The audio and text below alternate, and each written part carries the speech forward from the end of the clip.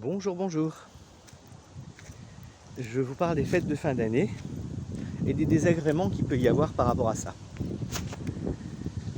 Malgré l'enthousiasme et le contentement que la plupart vont avoir à revoir telle personne de leur famille, les petits-enfants, etc., il y a une chose que j'entends quand même assez fréquemment, une peur, un trauma, vraiment presque pour certains, que j'entends souvent mentionner, c'est « Oh là là là là, va de nouveau falloir subir ces repas à rallonge, va falloir de nouveau manger 15 plats, et il va falloir 3 semaines pour s'en remettre. Ou 6 mois pour perdre ce qu'on aura pris. » Qu'est-ce qui vous oblige à subir ça? Qu'est-ce qui vous oblige à préparer, à valider ça? Je sais qu'il y a pas mal de régions où c'est un petit peu la tradition. Et ici en Lorraine, ça en fait partie, je le sais.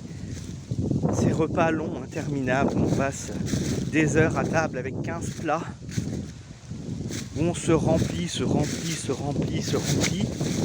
pour au final passer des semaines à s'en remettre parce que gastro, parce que mal au ventre, parce que plein de choses, désagréments intestinaux, etc. Où est le plaisir là-dedans? Quel est l'intérêt de s'infliger ça? Rien, absolument rien ne vous interdit de faire autrement. C'est pas parce que c'est la fête que vous devez absolument préparer 15 plats, que vous devez passer 24 heures en cuisine et que vous devez passer 6 heures assis à table à manger, à vous gaver. C'est ça le problème, c'est de se forcer à faire les choses. Vous pouvez agir autrement, vous pouvez faire autrement, vous pouvez tenter d'autres choses. C'est sûr que voilà, ça n'a peut-être pas de charme de se manger un steak frites salade, mais entre le steak frites salade ou le plat de pâtes et les 15 plats qu'on va proposer avec des trucs bien lourds, bien gras, bien difficiles à digérer, bien chers aussi, parce qu'on s'impose aussi d'acheter des trucs chers. On peut faire des choses extraordinaires qui ne coûtent pas forcément beaucoup, qui sortent de nos habitudes et qui ne nous imposeront pas ces désagréments-là.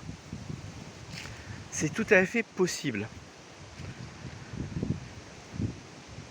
Parce que, voilà, on peut avoir envie de quelque chose de plus sobre. Et ça n'enlèvera rien à la magie du moment, au plaisir de rencontrer les siens, de retrouver sa famille. Peut-être même que ce plaisir sera plus intense, parce qu'il n'y aura pas besoin de se servir pour faire plaisir à celui ou celle qui a cuisiné. Parce que là aussi, ça c'est une habitude bien ancrée et un trauma bien marqué chez beaucoup de personnes. Il faut vider son assiette, il faut terminer, il ne faut pas gaspiller, il faut se resservir pour faire plaisir, même quand on n'a plus faim. C'est pas obligatoire de passer par là. Rien ne vous oblige à faire ça.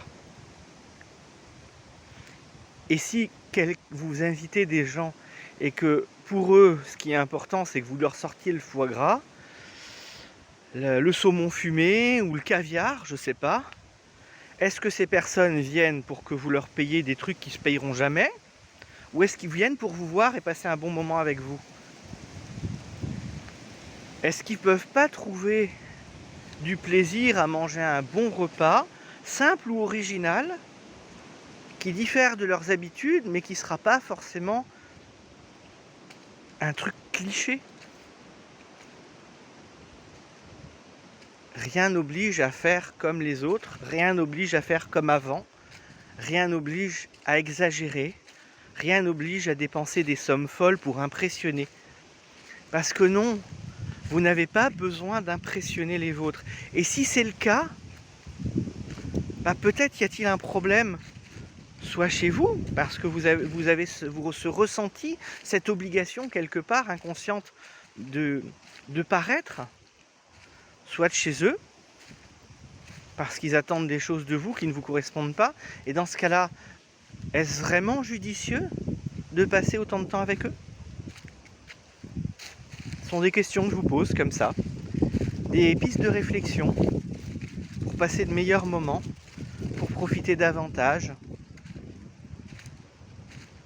et puis vivre les fêtes de manière plus légère, à tous les niveaux. Voilà, à bientôt, ciao ciao.